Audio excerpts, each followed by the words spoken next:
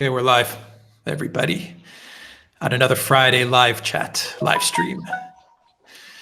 All right, let's see. We have some people who have already joined us. Welcome, everybody, to a Friday afternoon live stream. And today we're going to do a deep dive into Facebook. The reason we're going to tackle Facebook is because one of their founders, one of their co-founders, and their first spokesman, Chris Hughes, wrote an op-ed. And he called for Facebook to be broken up, for the government to step in and break it up. Of course, last week we had the censorship, the deplatforming of Paul Joseph Watson, Alex Jones, Infowars, Lara Loomer, Milo Yiannopoulos, Farrakhan, and that came very unexpectedly. These guys were labeled extremists. I follow Paul Joseph Watson, and I follow his stuff that he does on YouTube, which I think he's very creative and does some really good videos. He's anything but an extremist. Maybe he has some controversial views, but he is not an extremist at all. And after that, Chris Hughes came out and said that enough is enough. Chris Hughes, by the way, is a progressive, and he is very much a liberal. So he's not at all on the right or on the conservative right. So for him to come out and say that is also very, very interesting. So let's jump into it. And Peter, Facebook, should the government step in? Should they regulate it? Should they break it up? Should they just let it be? It is a monopoly now. It must be broken up for so many reasons. In the public interest, number one. Monopolies stun innovation. They limit choices. And anyone, in the article, the writer talks about natural monopolies. And a natural monopoly is like the waterworks or electricity, pipelines. Yeah, they're natural monopolies, but Facebook isn't, because, when you look at the waterworks and you look at pipelines and the electricity grid, do they have opinions? Not that I know of, okay? And for the most part, they're called natural monopolies because they serve the public interest, the public at large. Facebook is very, very different. It is modulating what values should be adhered to. That has nothing to do with the soundness of a monopoly, a natural monopoly. And when he goes down this path of, Facebook isn't a way just to exchange and talk to people. We're all the product. Okay. So why don't they, we should charge them if you want our information. They're getting that for free. Okay. So they say, all service is private and it's free. Well, no, I think there's huge social costs attached to it. And that's mostly for me is that, I really enjoy arguing with liberals, okay, because I'm at the top of my game when I'm challenged, okay, when I'm insulted, when I'm hurt, when I'm triggered, okay. And what they do is what Facebook wants to do with its aggregate pieces, they want a monoculture. They want a monoculture that they believe in. I absolutely believe that they believe in their ideals, okay, I do. But they do it to the point where it's totalitarian, because they say our ideals should be your ideals. And they're not. Simply, they are not. And then when they outsource to the Atlantic Council, the public relations arm of NATO in the military-industrial complex, they're abrogating their responsibility to the people that are on their platform. The Atlantic Council will judge me, and they will give a judgment to Facebook, and Facebook will execute it. Well, the Atlantic Council is full of ideological fanatics, okay? And they're going to determine what truth is, what values are. This is ridiculous, all right? And like Standard Oil and AT&T and IBM, you break them up, and their constituent parts continue to have value and increase in value, okay? I mean, if you look at what happened to Standard Oil. I mean, you had Rockefeller. He had to break up all into these separate companies, but he had shares when the companies were broken up. He had shares in each one of them, and as they grew, actually Rockefeller became even more wealthy, filthy rich after the company was broken up. All right, AT&T, those companies prospered when they were broken up. The baby bells that they were called at the time. IBM to some extent as well. It's more they just had very bad governance, and they just missed all of the different trends that were going on. But it's a healthy thing to do. The reason why I'm glad this gentleman wrote this article, I'm glad we're talking about it. More and more people are talking about it because it has become a social ill. It has become detrimental to society. We need to break it up. We need competition. We need more innovation. Instead of just throwing your money, they buy everything that's competitive. They copy anything they see come up, and because they have such girth, this volume, they can push out the small guy. I don't like that. That's not good economics. Alexander, Facebook not only banned people like Paul Joseph Watson and InfoWars, so they're not essentially only telling you, you can't, these guys can't post on the platform, but anyone that posts links, that go back to InfoWars, they get warnings. This is on Facebook and Instagram. So all the companies that Facebook has, this went through to all the companies, which is very worrying. But Alexander, Facebook also says they will let you post something related to InfoWars. But go ahead, Peter. Go ahead. But you must be grossly critical of it. Okay. Exactly. What do you make of that, again, Alexander? Why do we have to mimic their values? I'm sorry, Alexander McCarran. Exactly. Well, I mean, it's not just a question of mimicking values. It is actually controlling opinions and censoring them and forcing people to censor themselves. Now, this is a complete violation of the fundamental principles of freedom of expression, which are supposed to govern democratic societies. Now, I do what I always do in this thing, and I hope I'm not going to be boring now, but I looked up the leading case on this issue, which is a case which happened in Europe, but the principles are the same in the United States, and it's called Handicide versus the United Kingdom. It was decided within by the European Court of Human Rights, and it reads: freedom of expression constitutes one of the essential foundations of a democratic society. It is applicable not only to information or ideas that are favorably received or regarded, but also to those which are but also to those that offend, shock, or disturb the state or any sector of the population. Such are the demands of that pluralism, tolerance, and broad-mindedness without which there is no democratic society.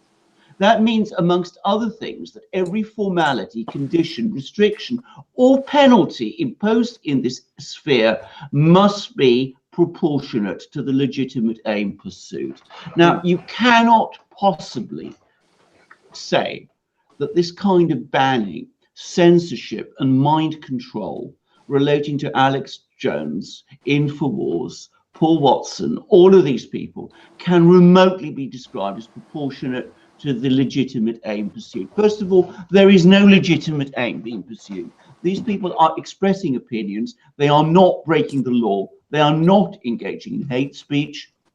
If they were engaging in hate speech, they could be prosecuted for it. They have not been prosecuted. It is not for Facebook to stand in the place of a court or a public prosecution body and decide on such questions. Secondly, as I said, controlling what other people say in order to enforce censorship on some other people. In other words, forcing subscribers to Facebook to actually say that they are critical of InfoWars or Alex Jones in order to refer to Alex Jones and InfoWars is what Peter said. It is totalitarian. It's not just banning you from doing something. It is compelling you to do something which you might not yourself believe. That is what totalitarians do. It is doubly contrary to a democratic society. And to come to this hoary chestnut that constantly gets floated up about Facebook, that they provide a free service and that they're that they're a private company. First of all, the service they provide is one that they gain a financial benefit from. Yeah. Facebook is a business. It operates a business model. And secondly, as a private company, they are now behaving in a way which is not consistent with them being a natural monopoly, because natural monopolies are supposed to be impartial. If we give an example of certain natural monopolies, like say the water company that provides my water here in London, the equivalent of what Facebook is doing would be if my water supplier stopped my water supply because it disagrees with my opinions. That is not what Facebook is supposed to be doing. If Facebook disagrees with opinions and decides to ban them as a private company, then it cannot function as a monopolist because it is no longer operating in an impartial way. So it seems to me that Facebook, by what it is doing, is not only acting in a way that is completely contrary to any basic principles or ethics, but I feel that it is now actually coming very, very close to breaking the law and may already be doing so. The interesting thing is this with these bannings and then throwing Farrakhan in, I think is very token, is what Facebook is doing is trying to curry favor with power, because Facebook is on the liberal part of the political spectrum. Facebook probably feels less threatened by liberals and Democrats, and so when they go after Alex Jones, it's currying favor with the left. Okay. But I think this is very, very naive. If we go back to this op-ed, it is a systemic problem, and it's getting far worse. And Facebook is showing that its weakness by banning these people, not its strength. Okay, it's showing that it will cave into political pressure, because ultimately, if not, and we've talked about this before, it's only a matter of time when it will be broken up as a monopoly. That's already in the cards right now. Okay. And Facebook is trying to push that way, and also, as this editorial put it, Instagram and YouTube, they're not. I'm sorry, Instagram, for example, they're not completely integrated, and they run as separate companies. That means breaking it up away from Facebook would not damage Instagram, all right? And from what this editorial said, they're doing everything they can to put their acquisitions integrated into the company will make it more difficult to break up. The fact that they're doing that shows that, again, they're afraid of being broken up. And I think one of the things that really saddened me and really kind of disgusted me in a way is, remember, I think it was back in October or something like that, or November, when Zuckerberg was testifying in front of Congress. I mean, half the people that asked him questions don't even know what they're talking about. I remember the question, it's a free service, so how do you make money? And Zuckerberg was smiling from ear to ear, so ads. I mean, the senator or congressperson, I don't know. It's simply, he looked like he was 80. Okay, he didn't know what he was talking about. He doesn't know what he's talking about, and that's the kind of ignorance that Facebook likes. They like it when people don't know how their business model works. All right. So at the end of the day, it'll be more sober minds. It'll say, look, I mean, with ridiculous Russia hoax that we hopefully is in the rearview mirror, these platforms can influence people. All right. These algorithms are a mystery to people. And so you have to really, really worry. And I'm looking for a fair playing field, okay? And I have to be very, very skeptical of Zuckerberg and Facebook, because I know what their politics are, and their prejudices can easily seep into their business practices. So, I mean, democracy, as tattered as it is, because of all the money that's involved, is even more challenging at stake here. So this is all very simple, straightforward stuff. The arguments not to break it up are very weak. Yeah. Alexander, a question from Phoenix FP40. Does Alex Jones have a legal case against Facebook? Yes, I think he does. As I said, I think I've outlined it. I mean, obviously, I'm more familiar with European law than I am with US law because I live in Europe, and I've run cases. I've seen cases. I've been involved in cases which went to the European Court of Human Rights. But I'm sure that the law in the United States is in all essentials at least similar and most probably superior on free speech issues to that in Europe. And if I may say, come back to a point that Peter was just making just now, I'd like to touch on a conversation that Alex Cristoforo and I had yesterday, which refers to Instagram. As I understand it, Facebook bought Instagram when Instagram was beginning to draw people away from Facebook. Now, that is exactly what an aggressive monopolist which abuses its position does. It buys out its competition. Standard Oil all over exactly again. That is exactly the sort of thing that is wrong. Now, it seems to me that there is a very, very clear anti-monopoly case. But I strongly suspect that Infowars and Alex Jones and all these people have the necessary claims under the which they can bring under the First Amendment of the Constitution. I don't buy this claim about Facebook being a private company, because when Peter says that it's going close to the power, I think it is in all effects now a part of the power, and I don't think it'll be very difficult to prove that. The only thing I will say is it would be a long, bitterly fought, very expensive case. I would foresee that it would go all the way up to the Supreme Court of the United States, whether Alex Jones and Infowars have the resources to do it and to pursue it to that extent. That is something I don't know. But if you ask me, do they have a case? I think the answer is yes. Peter, I was watching Tim Pool's YouTube channel, and he came up with he talked about a really interesting dynamic about Facebook and the market in general. And I know that you have a background in marketing. Actually, if our users don't know that, you did a lot of marketing for very big companies as well. And you bring up the case of, say, like Procter & Gamble or Unilever, and they have what's called the illusion of choice. They have so many different brands, and you may not like, for example, Gillette razors, and you say, okay, I'm not going to buy into Gillette, and I'm going to buy something else. Of which case, Procter & Gamble, Unilever also has that brand as well. But the consumer has this illusion of choice that they're in control of something.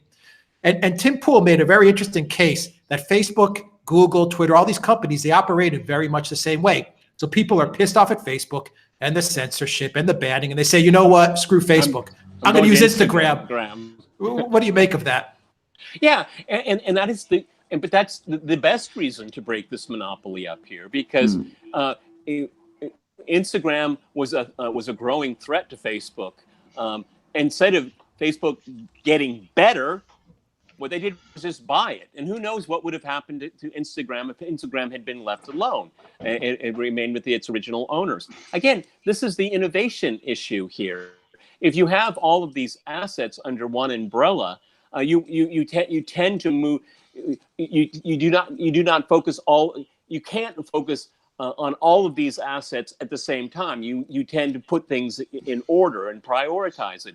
If Instagram was still standalone, who knows? Maybe it would be the size of Facebook right now. It stunted its growth. We will never know that, okay? You can't make a solid argument one way or another, but you can certainly speculate. And so these false choices out there, of course. And if you look at, what is it? It's in the 85th percentile where all ads go through Facebook here.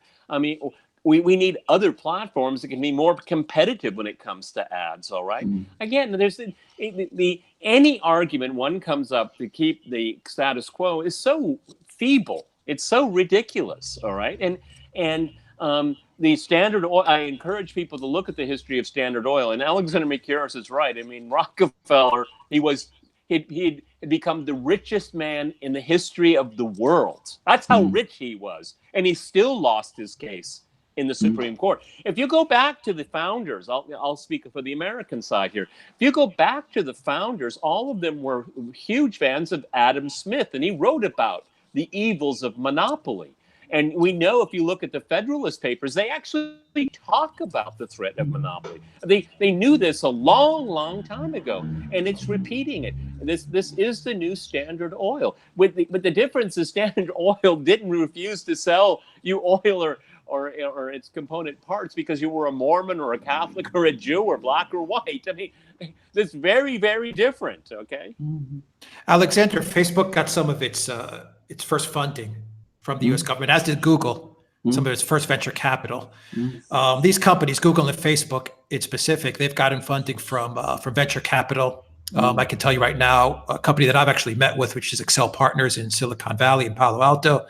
These venture capital companies, they get their money from limited partners. A lot of these partners that are giving to this pool of VCs in the United States are government-run pension funds, their endowments, their educational institutions. How does that play into the argument that people make when they say, well, Facebook can do what it wants, it's a private company?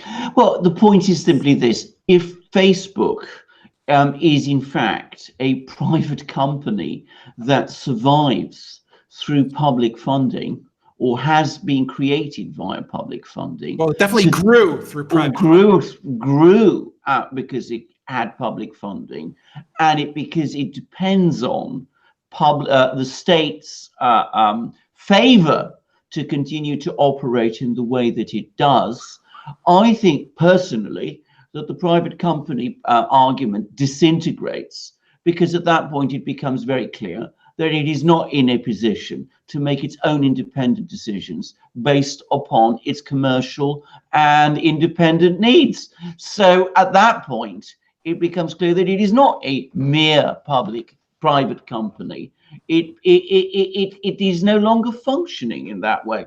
And I mean, I've heard a story. I mean, I don't know whether this is true, but apparently at an early stage in the Russiagate conspiracy theory hysteria, in the autumn of 2016, apparently Senator Warner visited Silicon Valley and spoke to various people there and threatened them in all kinds of ways. Apparently so.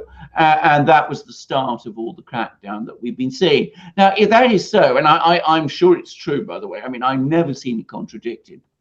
And if, you know, he had the weight of the state behind him because Facebook and all of the others have received funding in that way, then it seems to me that, I mean, any argument based upon Facebook being a private company collapses and is exposed as a fiction. But as I said, one should look behind the defenses that these companies will put up. Eventually, if somebody pursues this case relentlessly and has the funding to do it, I am sure all of these arguments will collapse. The question is finding the funding in order to take a case through all the first instance courts or the appellate courts until finally it arrives at its ultimate destination, which is the Supreme Court of the United States. That is a massively expensive undertaking. Yeah. Certainly there are some people out there who probably have the means and the motivation to do it. But I'm not sure whether Alex Jones, to go back to that earlier question, is a person with those kind of resources. Sooner or later, I have no doubt it will happen. Yeah, well, we have to keep in mind, too, that plenty of lawmakers in Washington have their pockets stuffed, okay, by these monopolists, okay? Well, it cuts both ways. It's a circle. I mean, it's called influence peddling. Absolutely. But I mean, they provide the money to the company, and the company sends some of that money back to them. It happens with arms contracts, and it happens obviously with some of these tech companies too. You know, the thing, we always have this great balance on our podcast because we have the great Alexander Mercouris with his legal mind here. Let me throw my kind of philosophical and historical side in. During the Soviet Union and in similar countries of the same political type, the state becomes the public sphere. The state determines what public discourse is, okay? And it ends up being very circular because you want to control events. You know, I'll give you an example of the Chernobyl disaster. They knew it was a disaster in Moscow, but they didn't know how to deal with it, and they didn't tell the people around Chernobyl that the magnitude of the crisis. And it's because the public sphere is closed. No one could say anything until, you know, the very pinnacle of power gives the nod. And this is what I fear, is that Facebook has rapidly become the public square itself. It's become the sphere in which we communicate with one another and learn about the world. And having one platform do it is totalitarian. It's absolutely very scary. And because they feel that they need to regulate it, they have to be held account. See, they wanted to have the easy way. And what it does is it's absolutely polluting the public sphere. And from a political, philosophical point of view, for the national interest and the interest of the public, we cannot allow one near monopoly to replace the public square and where we communicate and understand the world. This is a very, very serious situation that we have, and it should be obvious to anyone that is worried about the public interest. Peter, an argument that I hear often is people say, you know, like when you go onto Twitter and people are arguing this point, people are always saying, well, you know, if you have a problem with it, build your own Facebook. And to that I say, fine, I'll build my own Facebook. And I'll use Gab as an example.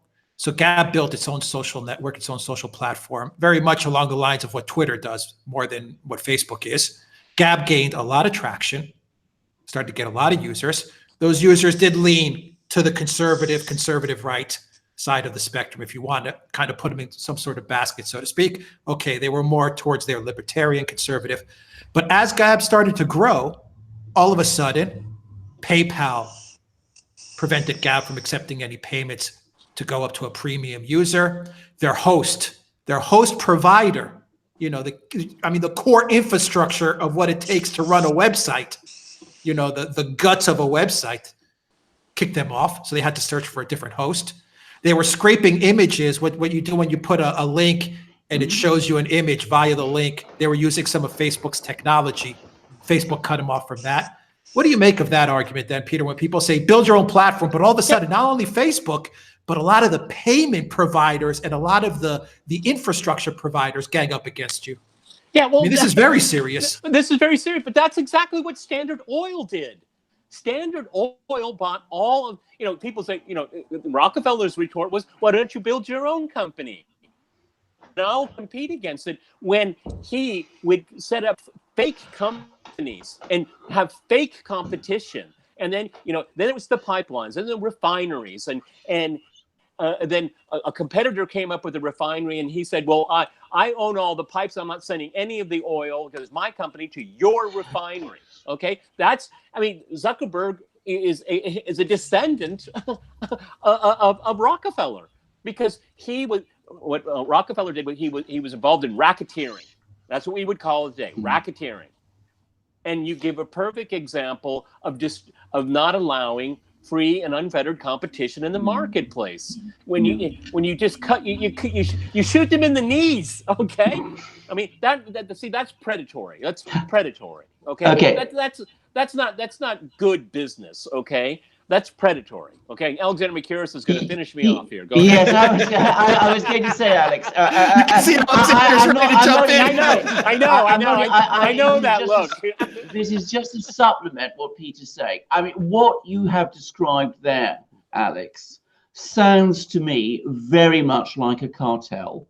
A cartel is a situation where a group of related companies, they may not be owned by the same people, are basically operating together in order to preserve each other's monopoly position in a market. Cartels are as subject to anti-monopoly law in the United States and Europe as individual companies are. Operating a cartel is unlawful. And if Gab was subjected to restrictions imposed on it by a cartel, then I'm afraid it's also got a case. Maybe it doesn't have the resources to pursue it, but it seems to me that there is a case there too. Now, I haven't been to Silicon Valley in my life, but what I have heard from people who have is that this is a very small knit community of people there, all of whom support each other. That seems to me like a cartel. A cartel does not have to be a formal structure. Yeah, I mean, I've met a lot of the VCs in Silicon Valley, and I remember meeting one of them, I believe, at Draper Fisher, and this guy said it perfectly. He said, Silicon Valley is literally 15 miles. It's a 15-mile circle, and we all know each other, and we all look after each other.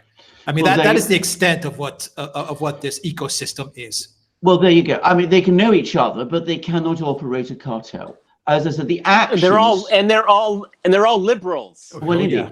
In a big way. Indeed so. But as I said, if they are using these informal, or perhaps they are actually not so informal, I suspect that probably we will discover that structures have emerged within Silicon Valley, which are probably more than just informal chats between people. I suspect there's now fairly well established lines of communication and control between them.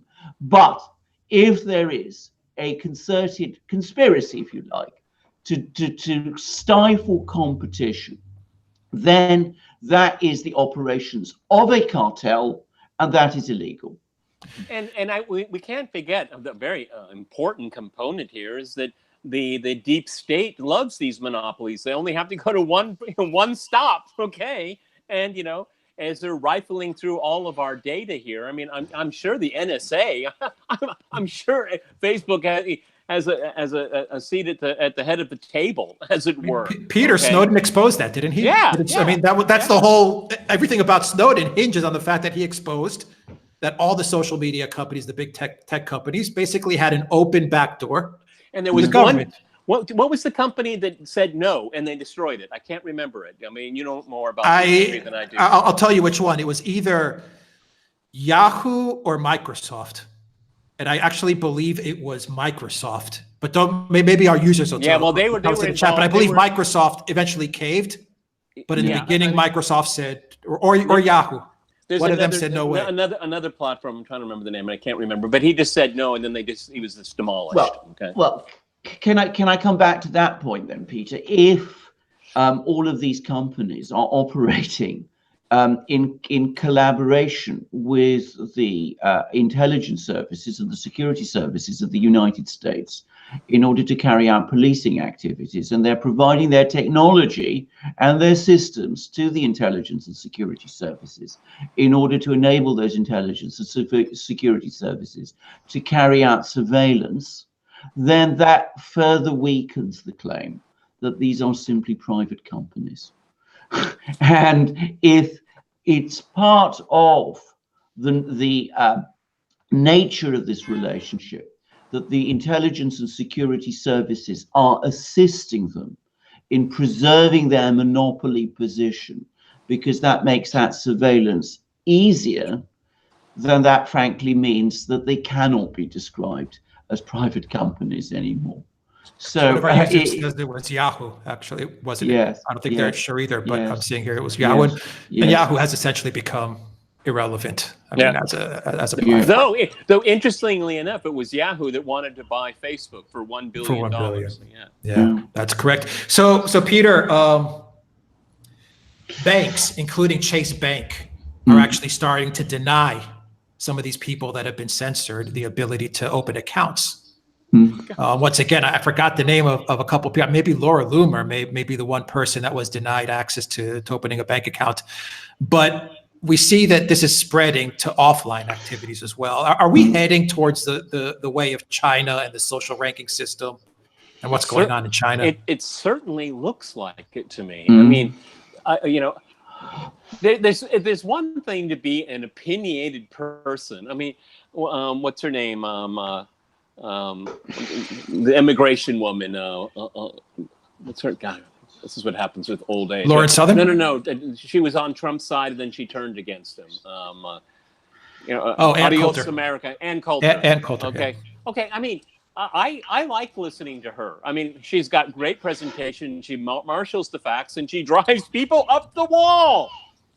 That's her. That's what she does. Okay, but she doesn't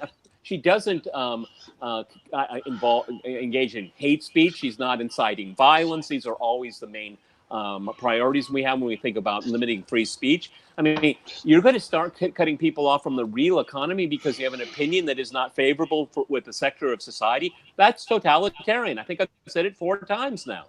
Yes. All right, Alexander, let me read you a tweet. And it's from Nick Clegg. I'm sure you know who Nick Clegg is. Absolutely, of course I do. He's now Facebook's VP of Global Affairs and Communications. And he passed on a statement to, of all people, CNN. That should tell you enough. But the statement reads, Of course, Facebook accepts that with success comes accountability, but you don't enforce accountability by calling for the breakup of a successful American company. Accountability of tech companies can only be achieved through the painstaking introduction of new rules for the internet.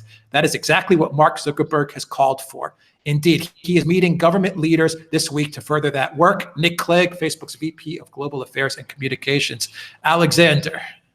Well, there is a very straightforward and simple answer to that. Regulations are never a good way to achieve accountability, because the question is who is creating those regulations and who is enforcing them. It seems to me that in this kind of situation, I take a fairly purist position, but I think it's the one that works, and it is the one which is consistent with fundamental legal principles.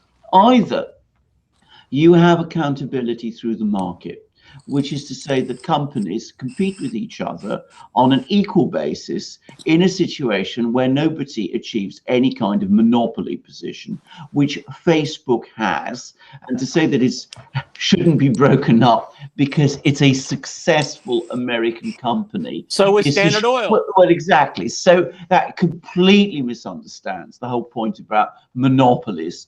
So was Standard Oil, as Peter correctly says.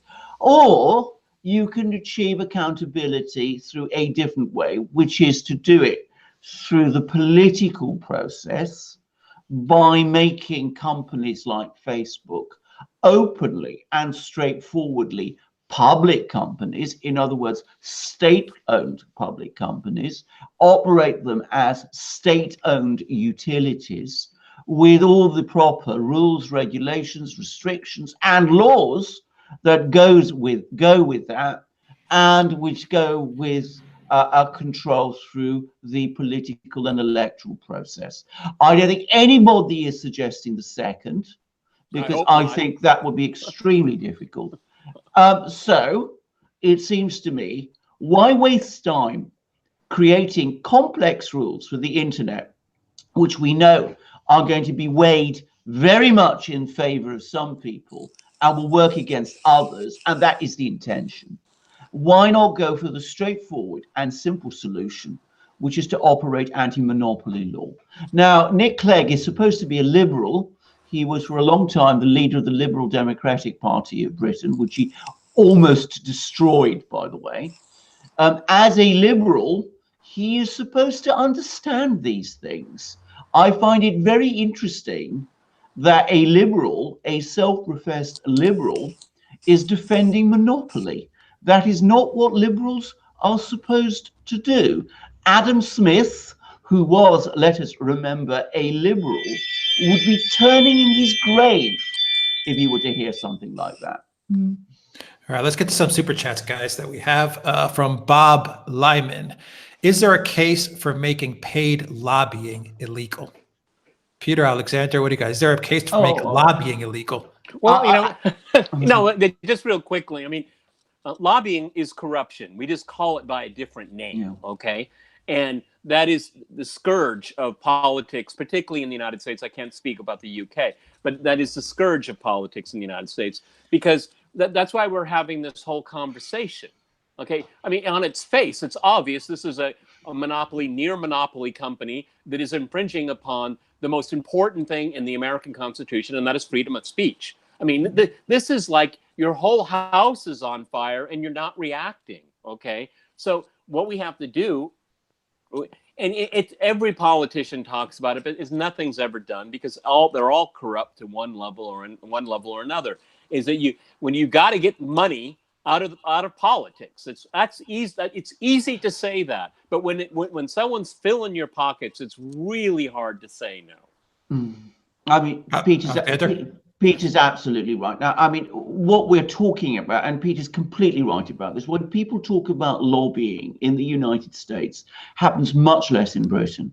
What they actually are referring to is what I would call corruption, and what would certainly be called corruption in many, many countries around the world, and what is in fact actually illegal in some countries, which is, I mean, companies paying money, not directly to legislators, but to their campaigns or whatever it is, or any transfer of money is clearly, for this sort of purpose, is clearly corrupt and wrong. It may not be illegal, but it is corrupt and wrong. Just ask Justin Trudeau. Exactly, exactly. Yeah. So, and it creates perverse and anti-democratic outcomes, because it is no longer the how people vote in the ballot box that determines outcomes, but how much money is paid and changes hands, which determines outcomes, which, to be clear, is corruption. Now, of course, there is another form of lobbying. I'm going to put that word, the other form of lobbying, in inverted commas, but obviously it's entirely legitimate if a parliament, before it passes a law, consults widely. But I mean, that is not what is happening in the United States. We are not looking at Congress consulting with various groups, interested groups, before it passes a law. We're looking at those interested groups coming along and providing very large amounts of money so that they get the kind of legislation they want. They write the legislation. They write the legislation. Well, indeed they do, and I've seen it done. By the way, that I've seen done in Britain. There was a particular law that was passed some years ago, which I had some interest in, called the Protection from Harassment Act. Law, by the way, which I agree with, but that's another story. And I happen to know that was largely written by a particular law firm on behalf of someone. But I'm not going to say too much more about that. But in the United, what happens in isolated cases in Britain, in the United States, happens almost constantly. And by the way, I hear that the same thing happens in Brussels too, increasingly. That laws that are passed by the European Commission and the European Council, and which are ratified by the European Parliament, are increasingly influenced or shaped by special interests in ways that are very similar to what happens in the United States. Obamacare was written by the pharmaceutical industry. Yes. Okay. Yes. That's why it doesn't work. Exactly. All right, let's do a super chat from Phoenix FP40. Guys, can I ask for your thoughts on the Fukushima disaster?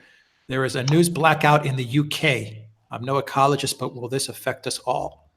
Well, I'm no ecologist either, but but Peter's made a very interesting points about Chernobyl, and how there was a news blackout over the Chernobyl disaster in the Soviet Union, and how I would add there was massive publicity around it around the world, even though not in the Soviet Union. With Fukushima, we've seen almost the exact diametric opposite.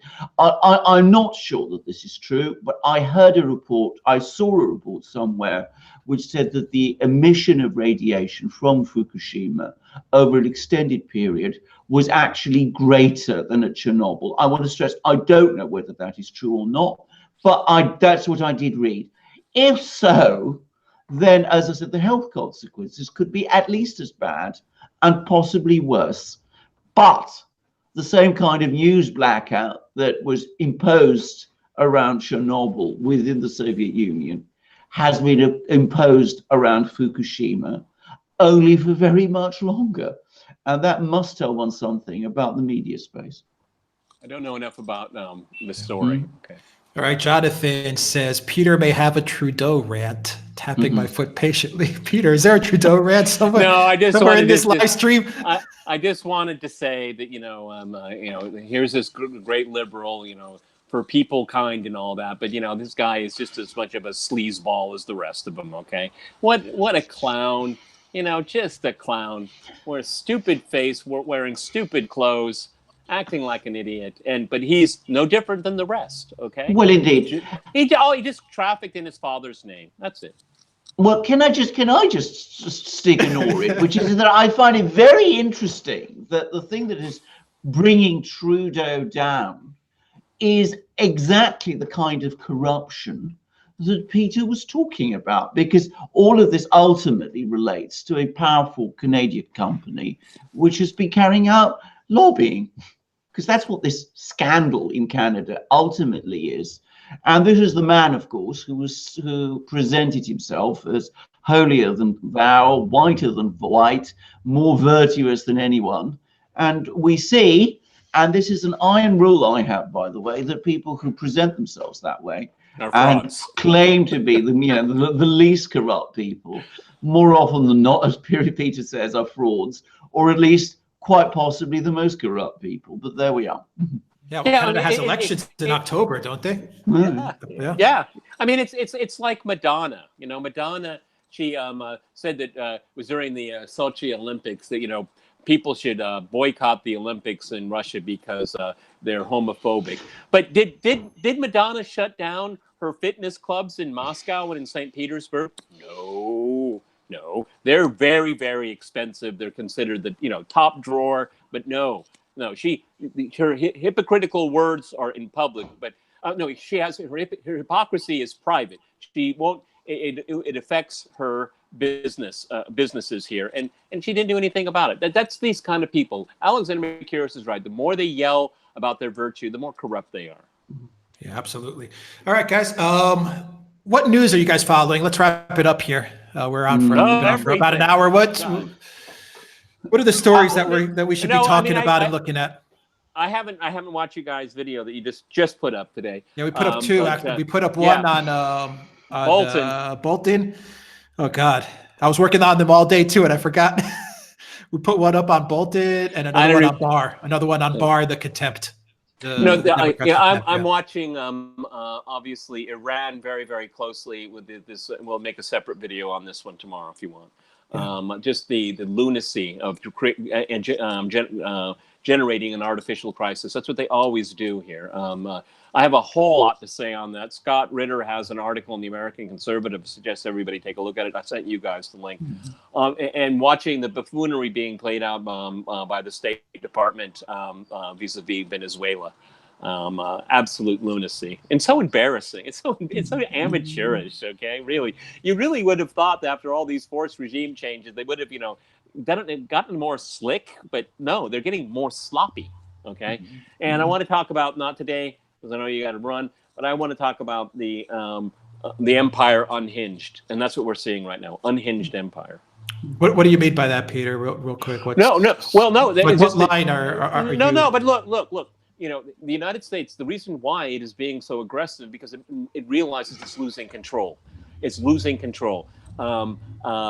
Iran is prepared for an assault. They have to always be prepared for an assault. And the Pompeos and the Boltons are realizing that any move that they make towards aggression, towards a real aggression, Iran has a backup plan, and the U.S. will feel the pain. Look, North Korea is again saying, if you can't sit down like an adult, we're going to go on our own way. Maduro is saying, you're not going to have regime change here. And that is why the Pompeos and the Boltons get more and more agitated, because what they want to express their power and get political outcomes that they want. They can't do it anymore. it really shows a short circuit. An empire is unhinged. Right. Very good. Alexander, we've got, I've still got 2 videos that I need to get up. Today I got one on Newland and Steele and one that we did last week on the Iran run-up as well. Alexander, what are you looking at? Yes, well, first of all, I mean, I'm also looking at the situation in Iran, which Peter's absolutely right about. I mean, this is getting completely out of hand with Iran, and very dangerously so. I mean, this is a much more dangerous crisis than Venezuela is. I mean, in terms of its international implications. So certainly I'm looking at that. I'm looking at 2 other things. The other thing is John Solomon at the Hill is doing extraordinary work. Oh, Christopher. Absolutely. I mean, digging out the filth that started the whole Russiagate affair. I'm sorry, I seem to be under attack from all sides. Just a second.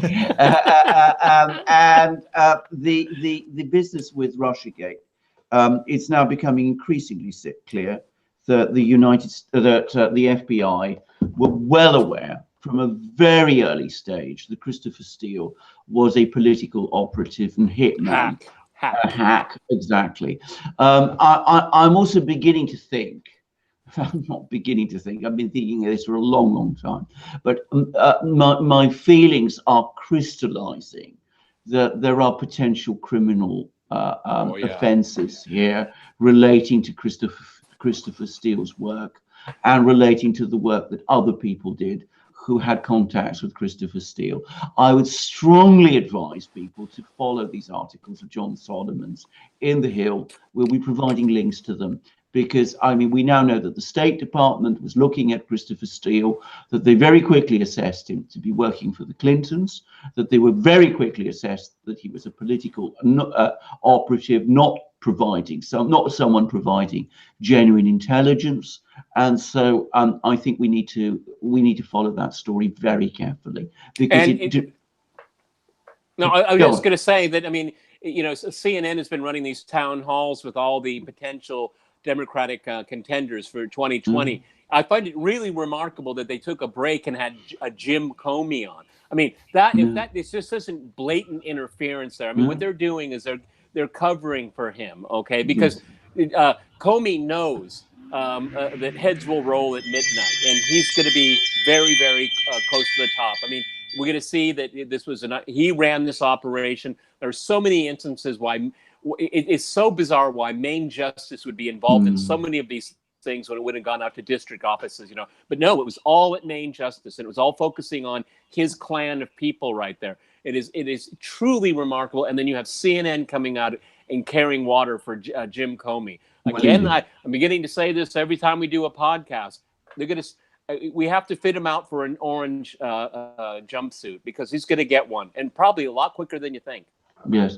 Well, as I said, it looks to me as if there's a bomb actually under the Democrats. And it's a TikTok. Exactly. And with Barr now looking into it, you can begin to see why they're becoming so agitated and so nervous. So that's one story I'm looking at. The other thing is the total meltdown of the Conservative Party here in Britain. The latest suggestions are that they're going to get less than 10% of the vote in the European elections. They're not putting up a manifesto. They're not funding centrally their campaign. This is for the Euro elections. They've practically given up on it.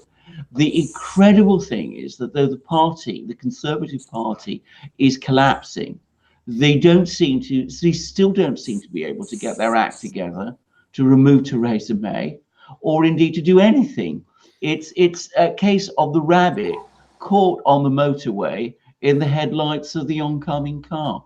I've never seen anything like this before in all my experience of following British politics. I wouldn't have believed it possible, but it's something I obviously need to keep an eye out.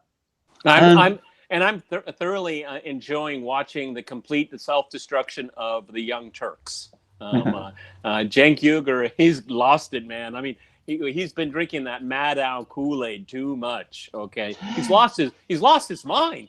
Yes, he really has. Yes.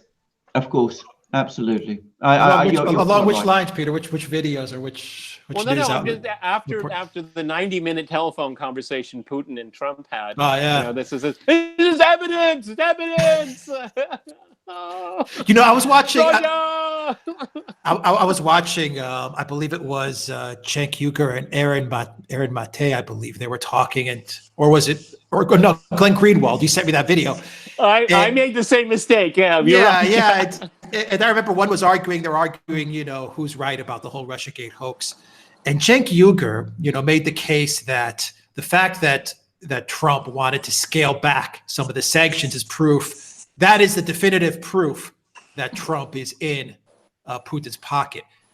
And anyone that's been tuning into the Duran for the past, 6-7 months and watching our videos knows that the one thing that Alexander McCurse and Peter Lavelle have always said, knowing Russia better than Cenk Uygur will ever know Russia, is that the sanctions were a gift from the Obama administration. They made Russia stronger. They made Russia better. And the fact that Trump is trying to scale back the sanctions is actually something that the Russians are saying, no, don't scale back the sanctions. We like the sanctions. It's the perfect excuse for us to get our economy in order. And I was thinking, why doesn't Glenn Greenwald, hit that point and hit Cenk with that argument? Well, I'm going to say something about Greenwald. I think the point to understand about Greenwald is that he keeps one foot inside mainstream media. He's not completely someone who looks outside the box in the way that we do. And I think he is subject to a great deal of conventional thinking. And on Russia, I think he's part of it. I mean, he is a very, very able journalist, a very, very good lawyer. He very quickly worked out that the whole RussiaGate thing was, as he said himself, a crime against reason. I think that was his words. I don't think he knows Russia very well, and I don't think he has any real dispute with the mainstream view of Russia. The interesting thing is that he looks to Masha Gessen, of all people, to tell him about what Russia is all about. And Masha Gessen has her own views, very radical views on many, many things, and she made a name for herself being anti-Putin. That's what she traffics in. But I was shocked that he used her as an expert, because if he looked at her CV, again, Masha Gessen has every right to her opinions. Absolutely, shouldn't be banned from Facebook or Twitter or anything. Absolutely. Okay, that's her. That's what she traffics in. That's fine. But I just thought that Glenn Greenwald could have dug a little deeper and had somebody on like Gordon Hahn, for example. Well, indeed. And he has no great love for Vladimir Putin, but he understands geopolitics very well, and he understands domestic politics extremely well. And he would have been a much more balanced person, okay? Not Masha Gessen or Julia Offa or people like that, okay? Which have an axe to grind. Well, of course. I mean, Peter, can I just say something? I mean, it is quite incredible to me that nobody, when the Steele dossier first appeared, went to the sort of people who actually really know Russia. I mean, they didn't go to Stephen Cohen. They didn't go to Gordon Hahn, and I agree with everything you say about Gordon Hahn. I disagree with him on many things, but he is a great scholar. They didn't go to Richard Sakwa. They didn't go to any of these people. Yeah. Had they gone to those sort of people, they would have said right away, within 5 seconds, this thing is nonsense. It just doesn't make any sense. So, I mean, Masha Gessen, I mean, has her qualities, no doubt. But, I mean, she is not the kind of person you go to for a clear and objective view about what's going on in Russia. And she certainly doesn't understand the internal politics of Russia in the way that someone like Gordon Hahn does, to be quite straightforward about it. All right.